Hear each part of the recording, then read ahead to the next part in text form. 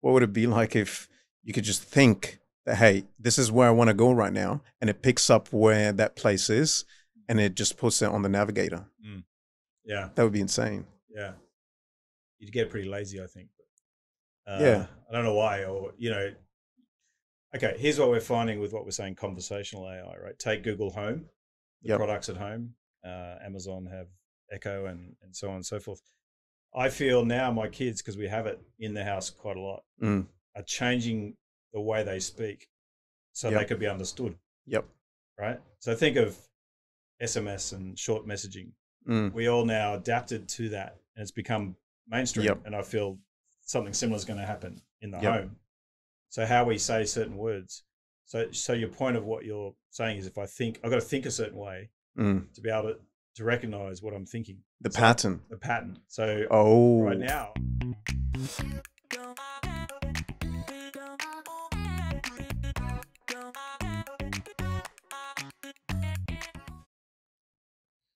those also don't know too much about him.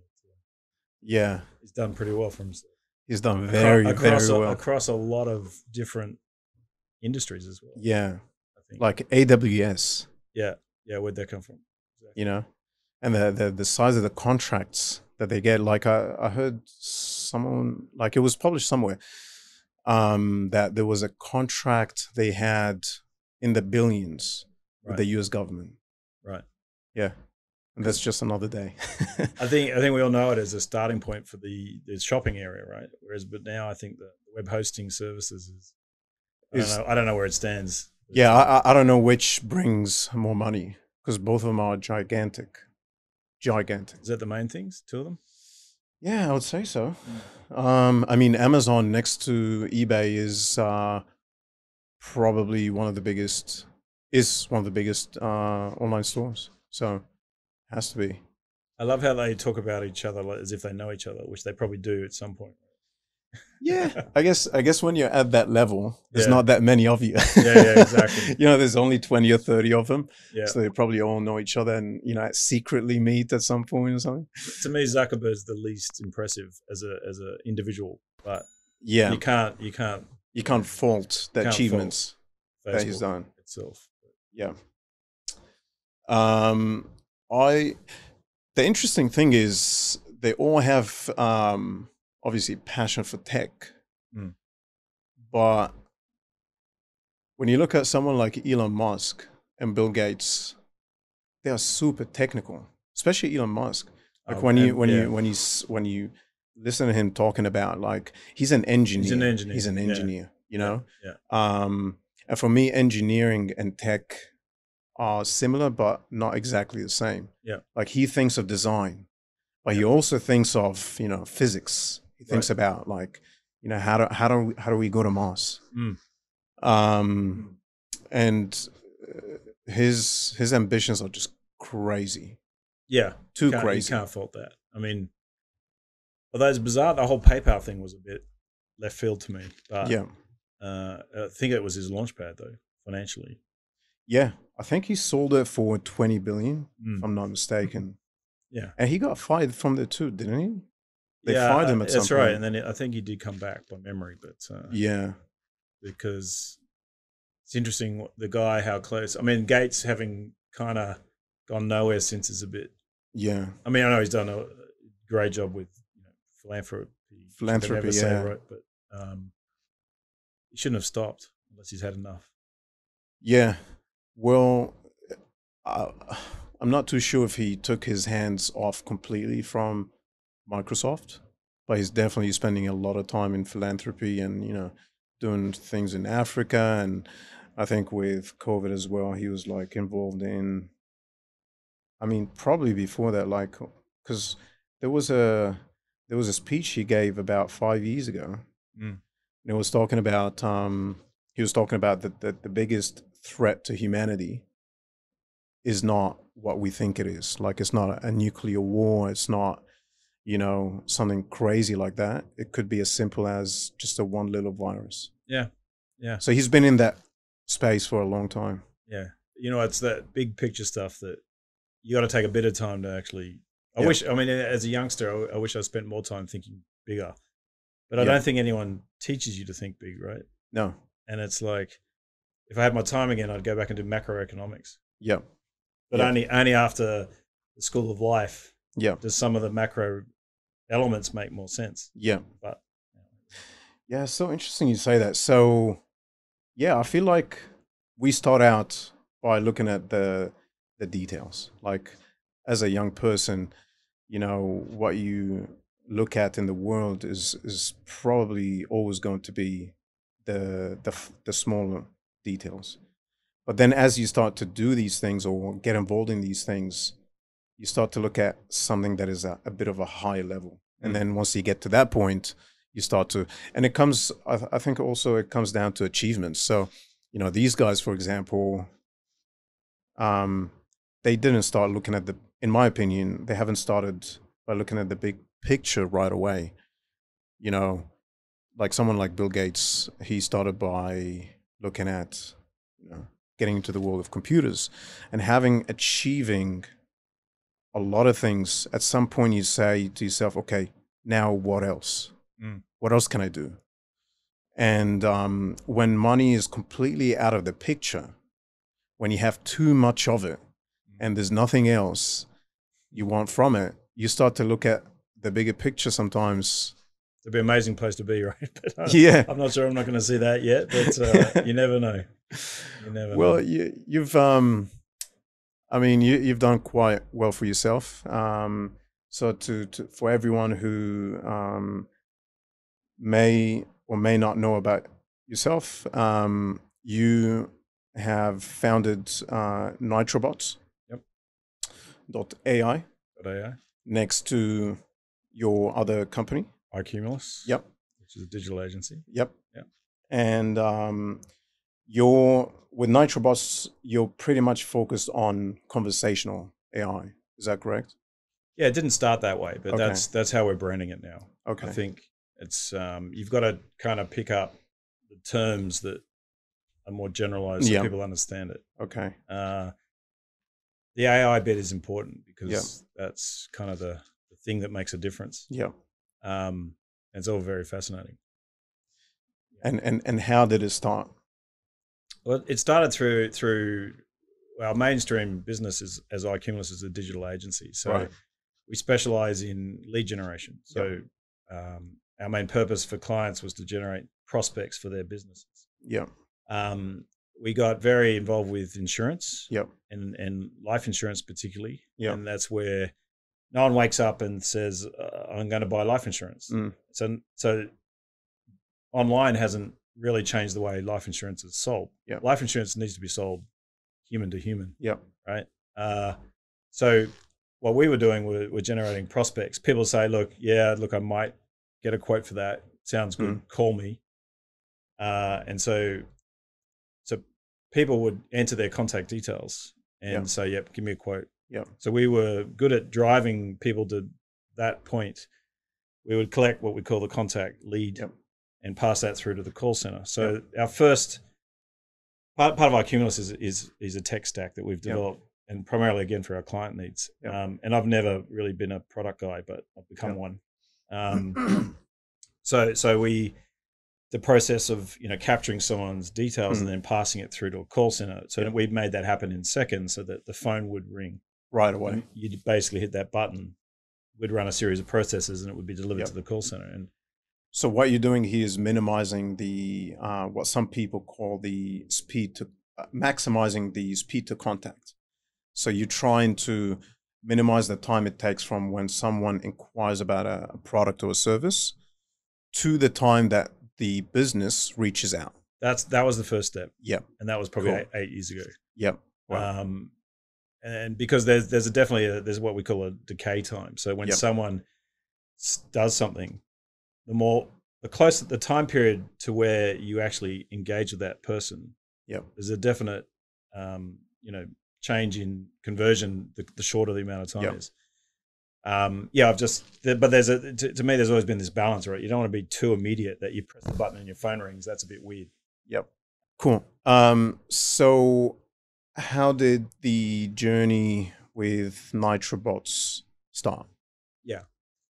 So the first point was driving enough demand on generating leads and then pushing it through the call center. But what we found over time that we could make the phone ring, but consumers' behavior changed, Yep. right?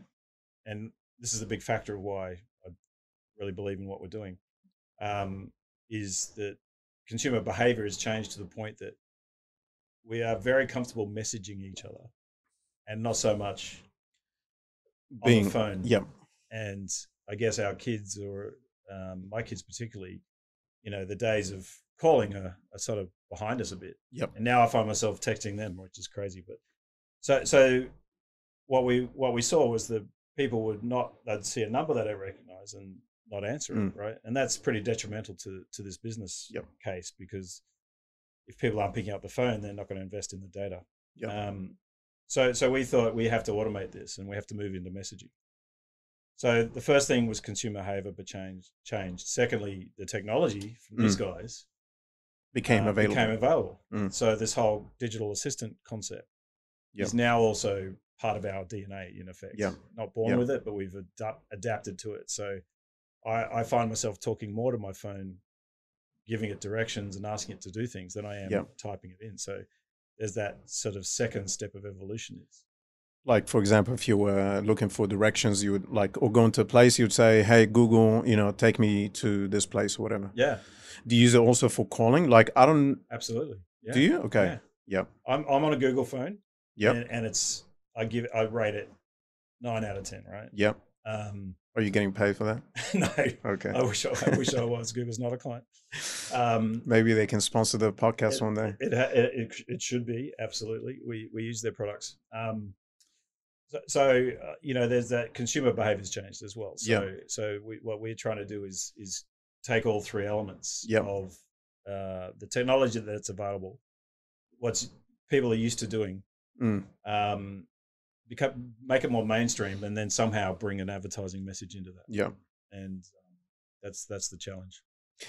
We'll go back to that in a second, but something just popped up in my head when you were talking about this, which is I'm not sure if you know, but Elon Musk talks a lot, and he has this Neuralink company which looks at merging AI with the human brain, or AI with humans. Yep.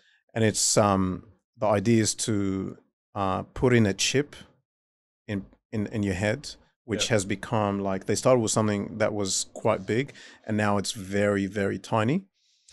And his idea is the background is he thinks AI is dangerous and all that stuff. So the only way to stop it is to merge it with humans, right? Right. So what he thinks is going to be done at some point in the near future is your ability to tap into information and communicate with other people and humans and devices and everything through that chip. So you and I can be sitting and we don't have to actually talk for us to communicate. Right. That's weird, isn't it? That's very weird. Right. And it took me quite a bit to kind of sit well with the idea, especially that it's not there yet. Right. Yeah. We're talking about at least maybe 10 years. Right. Oh, absolutely. According to him, I wouldn't be able to tell you how long I think it will take, but I was just thinking, what would life and marketing look like if you wanted, because you were talking about if you want to go somewhere, you would use your phone through the voice technology to say, hey, I want to go to that place. What would it be like if you could just think that, hey, this is where I want to go right now, and it picks up where that place is and it just puts it on the navigator? Yeah, that would be insane. Yeah, you'd get pretty lazy, I think. I don't know why, okay, here's what we're finding with what we're saying, conversational AI, right? Take Google Home, the products at home. Amazon have Echo and so on and so forth. I feel now my kids, because we have it in the house quite a lot, are changing the way they speak so they could be understood. Right? So think of SMS and short messaging. We all now adapted to that, and it's become mainstream. And I feel something similar is going to happen in the home. So how we say certain words. So your point of what you're saying is, if I think, I've got to think a certain way to be able to recognize what I'm thinking. The So pattern. the pattern. So right Oh, now I've got to speak a certain way to get my phone to understand me, yep. but I find my kids pick it up like that. They, Right. at home, they just know how to speak to get the answer. So maybe your smart devices at home, when somehow with that technology that I was just talking about, if it exists, can pick up on your mood. And if it does, Right. it can change maybe the setting, put on different music without you even trying It'd be fantastic to do anything. How crazy would that Yeah, be? yeah. Exactly. So be able to set change the lights like in here based on Just how you feel. trying to keep it to a certain level. But Yeah. yeah, I think you can get lost in all this. Absolutely. But it's nice to know Anyway. where everyone's thinking. Yeah. So back to conversational AI, you guys spotted the opportunity and the trend that people would rather text than talk to someone on the phone early back in the day, and you were like, okay, we've got to do something about that. Yeah, yeah. Yeah. So primarily it was around making services we're offering to our client more justifiable by saying, Yep. well, look, let's not call them straight away. Let's maybe start with a message. Yep. Let's use SMS. Let's use email. Yep. Again, mainstream methods of communicating. Yep. In the business world. Yep. So we've been doing email marketing for 20 years, but yep. The point of making it conversational is the big point, right? So moving away from promotional, nice pictures and call to actions, it's very important in that world. But when you want to, move as a business to business transaction, you've got to talk, and talk a certain way, because then you get all your scripting and how you be triggers and everything like that, and that's where it's sort of we're at the minute, is trying to interpret what someone wants to be able to respond the right way. Yep. And is contextualizing the conversation only done, I'm sure there are different ways to do it, but when you contextualize the conversation to the person, do you wait and see how they talk and how they respond and what they are looking for? Or do you also kind of like set it up from the start based on what you think or what you know about the demographics that you're going to talk to? Or both? Yeah. So when you're bringing AI into this, you have to, the AI needs big data to really run from, or the bigger, the more number of elements, the more elements. It has. Good data in makes good decisions, right? Bad so data, bad decisions. Yeah. So it's the same thing.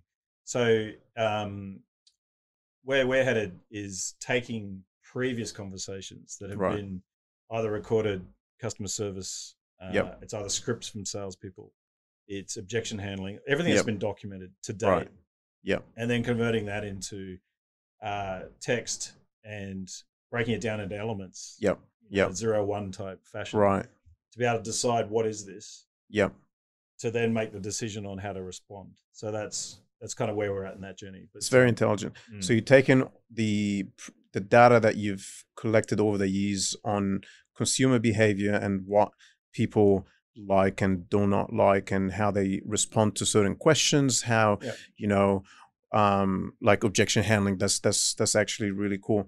And then you feed that into your data models, your machine learning models, and you extract from that certain ways of communicating back. Yeah, it's the conversation construct. So we're designing a conversation as best we can, and we're using what we call intents. Intent is the biggest thing, right? What's the intent of this conversation? Then you have levels of, so if the intent is, I need to know where my tracking is, then we can now know, right? So what's the likely next best question? How long? Where? Da da da. So it becomes fairly. So we all thinking the same, right? The way we think doesn't change. It's about predicting that, and using the data that we have to just model it in a way where the machines are making the decisions, right? And it's simply simple terms, breaking it down to zeros and ones, Yep. and Yep. then pulling it back in. So data comes in, and then you decide how you respond conversationally as well. Yep. So anyway, I'm probably getting a little complex there. No, that's fine. Yeah. I can understand, and I'm sure everyone listening can too. Um, so how far are we in general, and you guys as well, from having, so for example, if you were to look at a complex sales meeting, Mhm. right? So you have someone who's looking to buy a property, for example. That's not a simple conversation. There's a lot of things involved, a lot of factors, a lot of questions. Um, and if I was a real estate agent, I might have a half an hour conversation with someone, taking them through, why they should buy this property. How far are we in terms of replicating that entire dialogue? And because from what I've seen, a lot of times chatbots, a lot of the chatbots that are out there, they tend to go up to a certain point and then switch you over to a human. Yeah, you need to. Yeah. Yeah, because I can't in this short time see where a full transaction will be handled through a Yeah. virtual agent. Um, what we're trying to do is find a start point, right? Yeah. Starting point. Yeah. And whilst we can go all the way down here, it's about let's start. So in terms of sales, we'd say let us handle the discovery phase, Yeah. right? So in your example of a real estate agent, he's talking, but he's also gathering certain Yeah. information to know where, how much, Right. how likely. So Yeah. by gathering that information, he can decide: Yeah. do I keep going, or do I pass him over to someone else? Or, Yeah.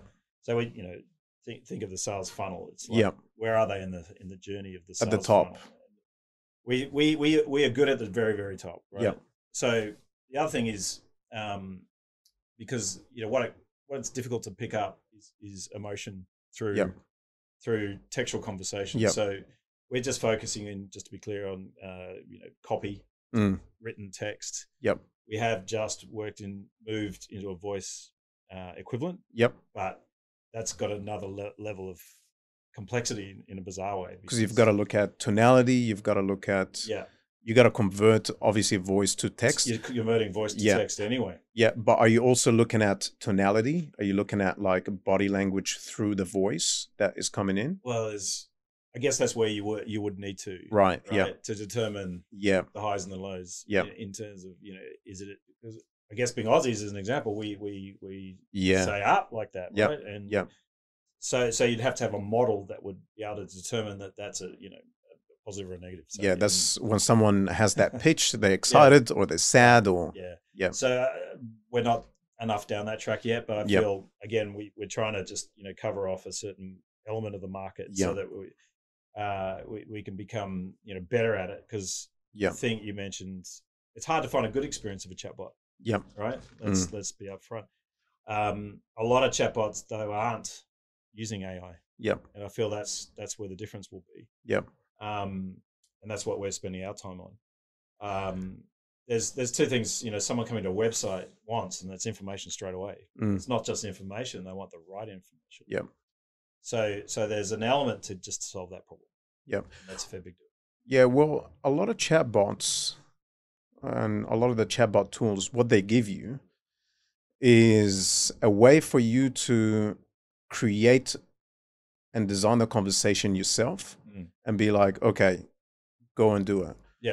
But that's not what you're talking about. That's what you're talking about is a completely different level, which is you're consuming a lot of data, learning about consumer behavior, and utilizing that to actually create an effective conversation. Right. If I were to go to a tool and just, say, oh, when someone comes into the site and, inquires or goes into the, opts into the chatbot tool, The first thing is say hi, how are you, blah blah blah, and then depending on what they say, excuse me, what they say back, if they say X, then respond with Y. Yeah. But this is pretty basic, right? That's using logic. It's just using logic. That's What? decision tree logic, Yeah, right? decision tree Yeah. logic. Thank you. But what you're talking about is someone would come in and they would opt into the bot, and you have a ton of different possibilities of what they can say, and based on the trained models, you can then have an effective conversation and qualify them down the funnel. Correct. Yeah. So that's the goal. Yeah. And really, like in that discovery phase, like Yeah. what is very early, what is this conversation Yeah. about? And so basically, in an e-commerce world, we're sort of saying if you have customer service agents, the humans, they're expensive. So and we're talking to one client, they have 5 or 6 agents, and they say 80% of the inquiries are menial, trivial, repetitive questions. How do I reset my password? How do I get my tracking number? So these expensive humans are answering those questions. Yep. So we're saying automate that. Yep. The bot can handle that really quickly, and effectively. Yep. But recognize when it's too complex to then hand over to the human, so that your expensive humans are doing more of the upsell, cross sell, and revenue generating or retention. Yep. To the client, and I can say, look, you're upset about this. Let me throw in a 5% voucher or something. So I don't think that'll ever be replaced. Yep. In my view, but but it's more all the upstream work to channel that journey to the right person. Yeah. But also have that, that really boring menial stuff handled automatically. Yeah. And that's power of AI is automation. Yeah. I mean, a lot of people talk about AI as in like this thing that just popped up over the last 10 years. In my opinion, AI is just technology, and we've had technology ever since we discovered fire, right? It's just another way of doing something more effectively and replacing the tasks, the mundane tasks, the things that are time consuming with things that can do it faster, cheaper, etc. Yeah. And it's never going to be you'll wake up tomorrow and literally everything is being done and you're just going to sit there and not do anything. Yeah. It's just a slow, steady process of changing things that are mundane and time consuming with things that are more effective. That's it. That's what if you take that concept, you can apply it to a lot of things. But it is the same thing. Like, you and I do things, running a small business, big business, whatever. You do stuff that's repetitive and mundane. I wish I had an assistant to help me here, but well, okay, let's build one for you. Right? Because that's what we're talking about. Because it's the same, doing the same thing over and over. Let's automate it. Exactly. I think if you look at call centers, particularly, the first thing was, well, these humans in Australia are expensive, so let's offshore it. So we moved from expensive humans to humans that are offshore, but I feel the experience didn't quite match. And a lot of our clients that were running call centers, particularly in the insurance game, knew that we needed an in-house team.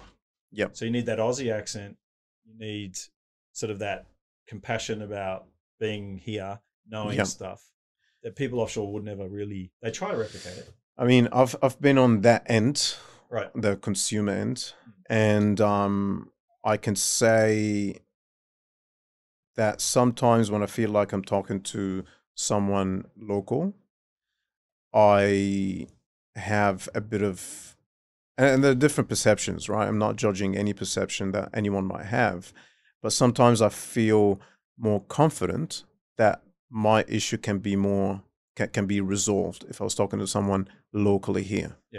And I feel like a lot of other people might also have that sort of, I think you'll find that, impression, and that's probably where your, customers or the business that you work with, had to kind of switch back to local call centers. But then the game change becomes when you can have bots that can do that. But the question I have is, will the bots as well? We're talking about text chat sort of medium, but what about someone who like my car just got into an accident right now, and I don't want to chat to no one on the phone. I want to pick up the phone like I'm furious and I want to get this sorted. So I'm just gonna pick up the phone right away. Is that where you just keep it at the call center level and focus on the automation part through chat, or can you also is there something that can be done in terms of automation with the voice support? That's the next level, and um, we're looking at it. I mean, we're seeing robocalling Mm, as a version of that, and yep, unfortunately, we've got bad PR about robocalling in general because mm, whatever the ATO did. yep, But in theory, it's a great concept yep, because it's if people they're driving, they can't do the mm, text. They have the ability to then respond through voice. Um, so it's just probably an extension. I feel. Are you saying in your example that you were so agitated you mm, didn't want to talk to a human? mm, So yeah, so the complexity is going to be you know making sure you can extract the right information to give the right answers. Right. What makes us more angry yep, is if I'm not understood, mm, basically. yep. Um, And I, in my example, I was saying like someone is frustrated and they want to talk to someone yeah, because they don't want to chat. But if the chat is quick and effective, it could be okay. I don't want to talk to someone. Yeah, Actually, yeah, like I just want to do it on the phone. yeah, Like if I can get a response right away and without having to deal with um, a human on the other side who's checking and trying to find the right answer, mm, if the bot can figure that right away and work within the framework of the rules and policies of the company and help me and sort me out right away, that is the perfect yeah. scenario. So we talk about the training, right? Yeah. So we're training an agent, we're training a brain, Mm. is how we talk about it. We try and bring it into keep it in human context, Yep. so it makes it easier for everyone to Yep. understand, including me. That if we can train an agent in a certain product set Yep. and issues to resolve, it's about getting that accurate. Hmm. And so I can get information in as long as I get the information I need and I resolve the issue. I'm a happy customer. Yep. That's the challenge, though. Mm. It is quite challenging to get to that level. We can get an agent to about 80% accuracy Yep. through uploading a lot of previous conversations Mm. and data, but it's that last 20% that Yep. you really need to push it out there Mm. to know. We're not picking up everything because the Mm. problem I was talking about before with our short texting, Yep. makes it Yep. harder to interpret. Mm. So um, so the elements like that we just have to do on the job more or Yep. less. So we kind of talk about a Mm. period, but if you take a highly educated graduate, Yep. they're pretty useless in day one, but they'll learn quick. Right. So that's what we say. The bot is it's, it's university qualified and it will learn fast Yep. and accurate, never forget, and do the same thing over and over. So it's just continually growing. Yep. Um, so I think I just sidelined where we were headed there, but Yeah, I mean, it's quite an interesting, ever evolving sort of topic. Um, Obviously, data and how much you collect of it, and what you mentioned at the start, like the quality of the data makes a whole lot of difference. yeah, So, garbage in, garbage out, good quality data in, good quality experience that yeah, you'll have with your customers. yeah, And so, for a business who wants to do something like that, is the only way or the best way for them to go about it is to leverage the conversations um, that they've had with the customers within the business, or can they also leverage data that may be available from other sources? yeah. All of the above, right? All of the above. Um, I mean, to take your point, I think we talk about you're talking about chatbots that you can get one out of the box. You can, excuse me, but we talk about Microsoft Excel, so Mm. as a fantastic tool. Yep. There's two things: you need good data at the beginning, Yep. and you need a smart kid who knows how to do the formulas Yep. and make it work. Mm. Then your output will be Shout out to all amazing. the smart kids out All the there. smart kids, we love you. And that's where we're positioning ourselves as being those smart kids, Yep. and having the kids that can take, previous conversations and data sets and utterances. Yep. Utterances is the things that what do we mean? So be able to interpret things like that, and Yep. a lot of that's baked into these tools now that Google and Amazon and they're all sort of readily available, and that's the benefit of Google gets better over time. It's good now, but it's still getting better over time. So there's a lot of stuff that's already baked into these tools that are beyond just data. It's how predicting, right? Yep.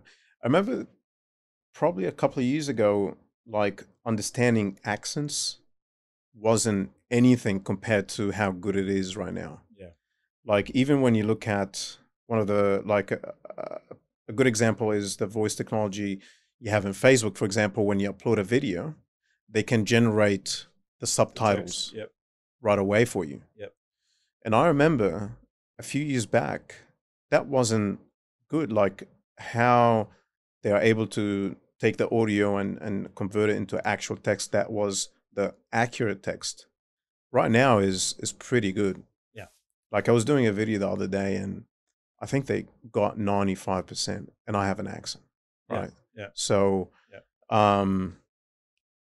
imagine like a couple of years more. Well, it'll get better over time, particularly your own assistant, say, because it'll understand, particularly if you correct it. And that's what we're seeing at home a little bit with the Google Home scenario. That I talk to it a lot, and one of my kids will try and say the same things, and it doesn't quite understand it. So it's learning me in the way I speak, what I say, to a degree. Right? And are your kids saying the same thing the way you say it or the way they say it?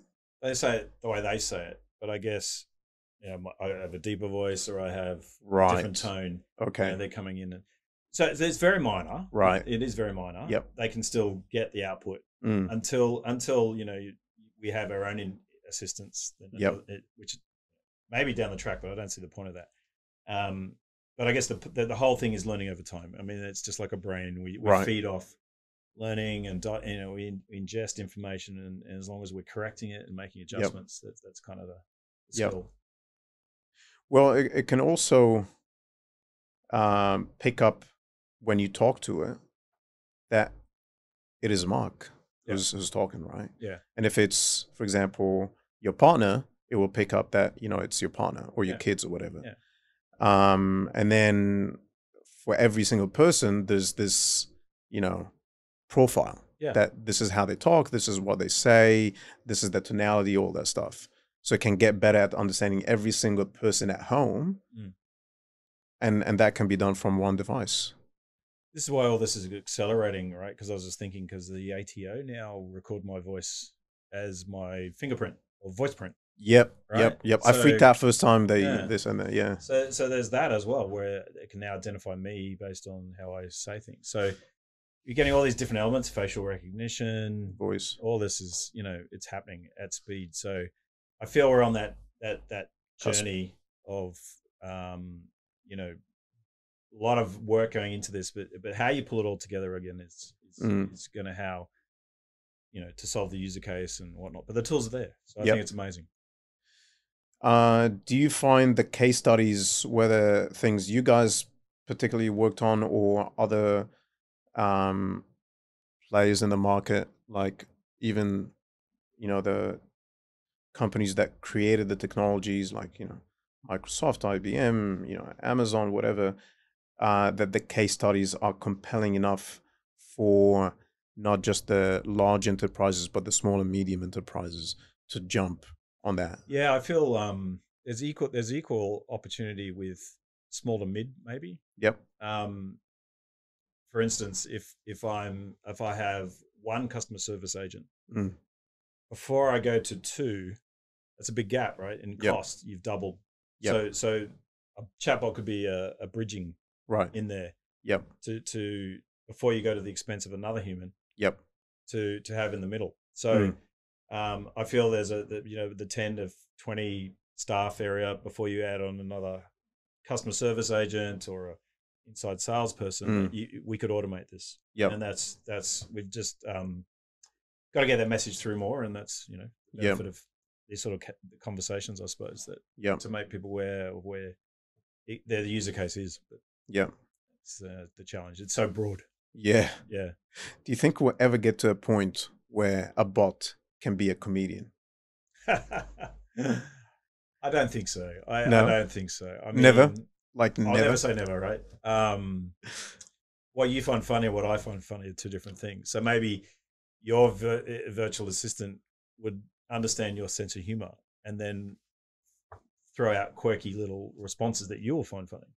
But if every time we have a meeting Yeah. and my virtual assistant says something, and every now and then it says something that you find funny and laugh, Yeah.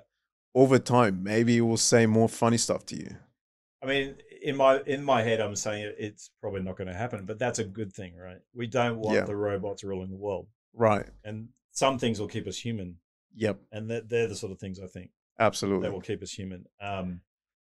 We build in quirkiness as best we can, because Mm. what we find is that people want to challenge, like, where do you live? Mm. I think if you ever look back on top 10 questions people ask Siri, Where are you from?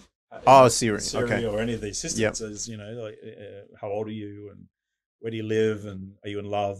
Yep. So you've got to build in a little bit of that, because we're a human. We want some sort of response to that. Yep. And so we build that into the character best we can. But, Yep.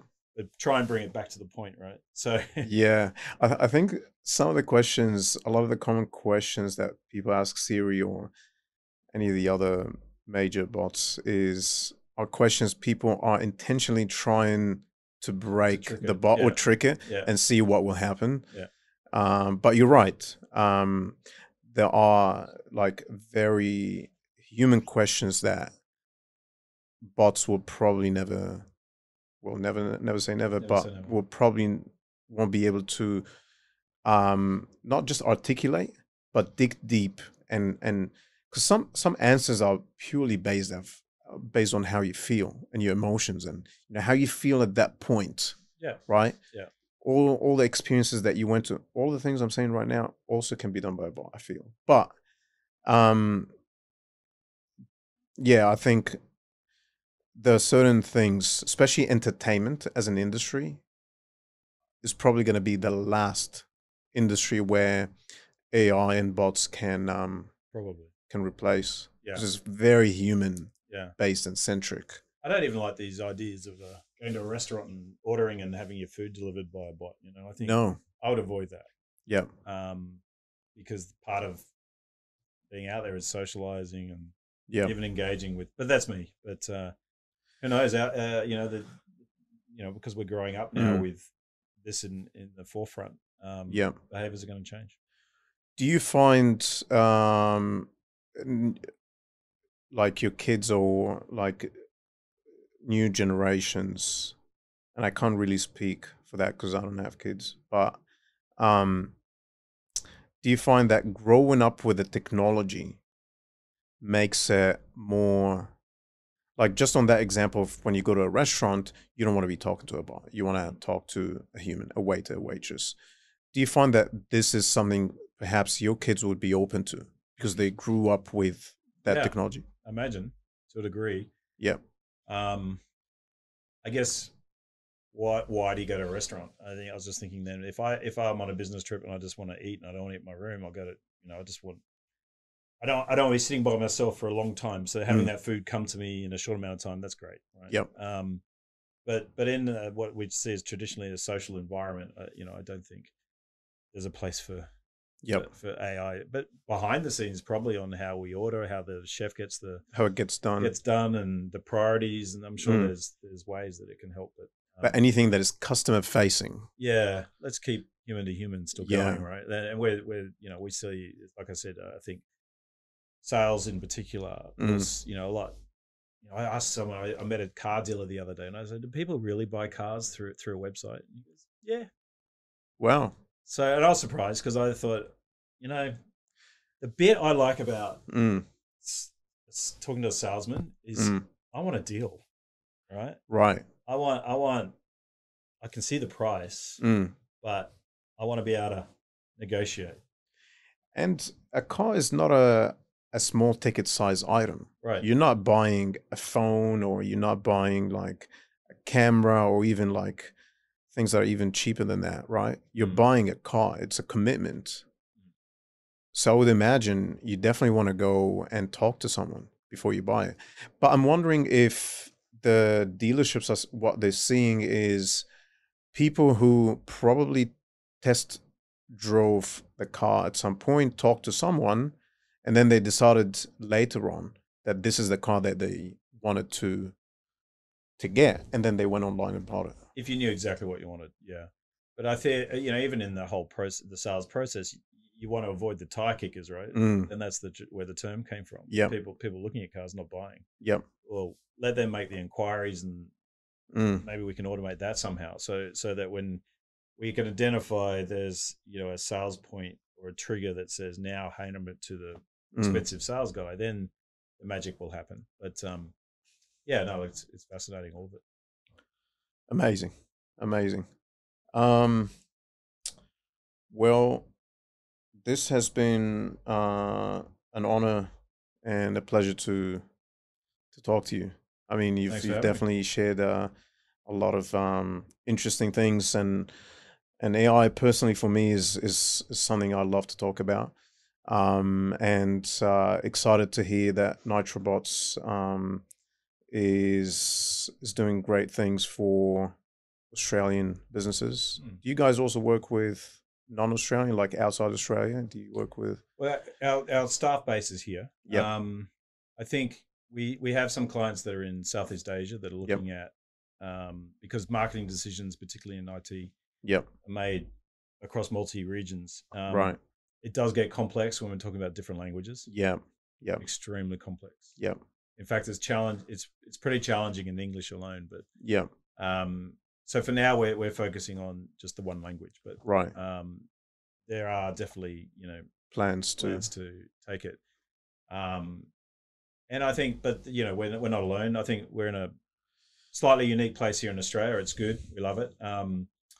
COVID in a way is helping in Yep, certain ways, because customer service right now is at an all-time low. I yep, feel, because the demands increase, particularly online. yep, So what I'm saying to clients is, I wish we promoted ourselves a bit better 6 months ago. Or yep. it's now 9 months probably. Yeah. What is it? It's Of almost January, I don't know. wasn't in. Well, since COVID kicked in, Since COVID kicked in, yeah. that was well, January is when we started to December, Jan Yeah, we is heard when we about it. started to hear Yeah, about it.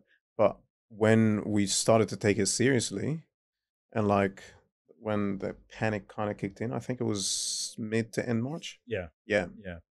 So we're finding that people, they need time now to think. I think the e-commerce businesses Yep. are doing pretty well in most cases, but and so they're just dealing with that right now. Yep. And then hopefully we'll get a breather and be able to rebuild some stuff and Yep. introduce how to make things a little more efficient. But yeah, it's a start. It's there's a long way to go, but There's a long way.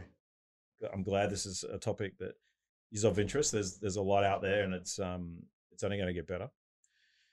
I mean, it's a topic not just of interest, but it's something that I feel like anyone has to learn about, whether it directly impacts them or not.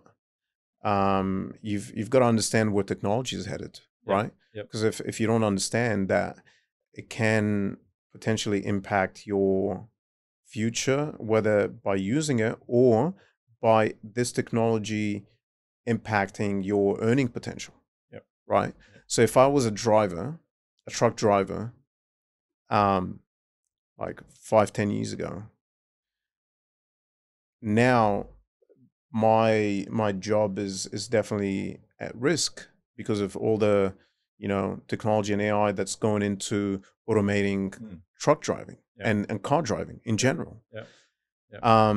And so, like we said before, it's not something that happens overnight, but understanding where the trend is going Yep.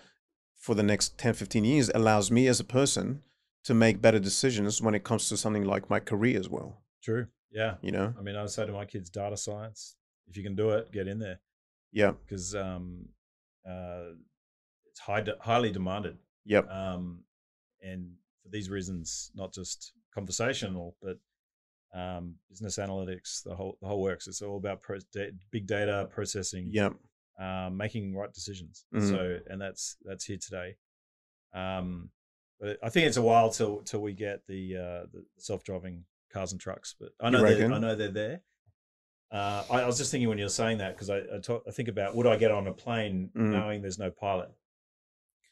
You'd be surprised how many people would go for that. If, I mean, the thing about humans and people is that you have a wide range of adopters, right? Yep. So anything that comes up, Sure. there are always like 5-10% the early adopters that would go and risk takers. And then you have the next tier who are people willing to try it, but they still want to be next. They want to see how it works first. Yeah. And then let's jump on it. But I feel like, I mean, it must have been at least a year or more when Uber was talking about introducing it. I want to say it has been, or they were doing pilots. And then Elon Musk came out and he said the automated cars that they were working on are going to be a fraction of the cost to run them than what Uber is going to do. Right. So it was just like slamming them. And I think that was at least a year ago, maybe longer. So we might be close. Maybe not in Australia, because we tend to be a couple of years behind in terms of technology being introduced and commercialized versus the States and maybe a couple other countries. Who knows? I think I was just thinking then, of all the things that I would do that was humanless, probably a plane would be, right? Because autopilot has been around for 20, 30 years. Yeah. So that's a form of automation, right? Yeah. So, and I know now because I have an interest in aviation, and the pilot does very little. Yeah. Very, very little. And just people like to know he's there, and people like to know that he could take over if the machine crashes. Yeah. So, for all the pilots out there, thank you for your service. keep up the good work. We hope you're doing all right through this time, but we'll be back. We'll all be back. So you wouldn't go on a plane? I would. No, I would. You would? I wouldn't get in an Uber without. Okay. I just think there's too many craziness, outside. So you think of a plane, right? It's up in the air. There's a lot less external forces. Yep. Than on the ground with cars and humans and dropping around and making all these random. Humans are random, right? Yep. And that's the problem. Up there, it's a little more space to. There's a little less external forces. Yeah. Weather's your biggest. I feel like when it comes to technology adoption, some of the challenges that come up are not just people going, yep, I'm happy to try this, I'm happy to go for it. There's also governments and regulations and whatever politics out there, whether for good or for bad, that are getting in the way. Yeah. And an example of that is what's been happening. And I'm a huge endorser for people having jobs, and I'm not against that in any shape or form. Or I'm not against any government that goes and try to protect, jobs inside the country and whatnot. But you had, for example, the dispute that was going on between the Australian government and YouTube/Google over the newspapers. Yeah. And digital news media being impacted by, I guess, decentralizing the media through YouTube and whatnot. And I think France also was doing something similar to that. And so at times when you as a country see, or a government see that a certain technology is going to wipe out a big part of the workforce, there might be other motivations to stop it besides just whether this technology is going to be good or not. yeah, I think there's it's all about a shift. And Yeah. I think there's going to be plenty of work for the humans, Yeah. without a doubt. I mean, like we said, like not not everything can be automated Yep. or replaced with smart thinking. It can be improved. I feel the area with the news. I think one of the things I am concerned about is my kids coming up and where they're going to source the news, Yep. and the source of truth becomes Mm. a bit blurry. And I think we've got to consider the base of that is good journalism, right? Mm. Having people paid because that's their profession. Yep. Here's a business idea: a bot or a technology that fact checks Fact checks the stories. and digs in, goes in through ton of different data as much as possible in real time. Give it a score of some sort. Yeah, to show anyone who's watching. But Mm. the problem you'll have is the platform that is, whether it's Facebook or YouTube or any other platform, to allow that to be shown. Yeah. That's a whole different ballgame. But maybe that could be the technology that they adopt if they haven't had it already. They might have There it. you go. Yeah. There's an idea. It's all just tagging and pulling the tags and making sure it's all Yeah. presented, because we love our reviews and we love knowing it's Yep. authentic. Mm. And that's a big thing. But who knows where it'll go. Yeah. Well, it's been amazing to talk to you, Mark. Thank you so much Thanks, for Rani. making the time. And if you enjoyed, I'd love to have you back again at some point. Talk more technology, more AI, more Definitely. bots. Good one. Thanks, mate. Thank you.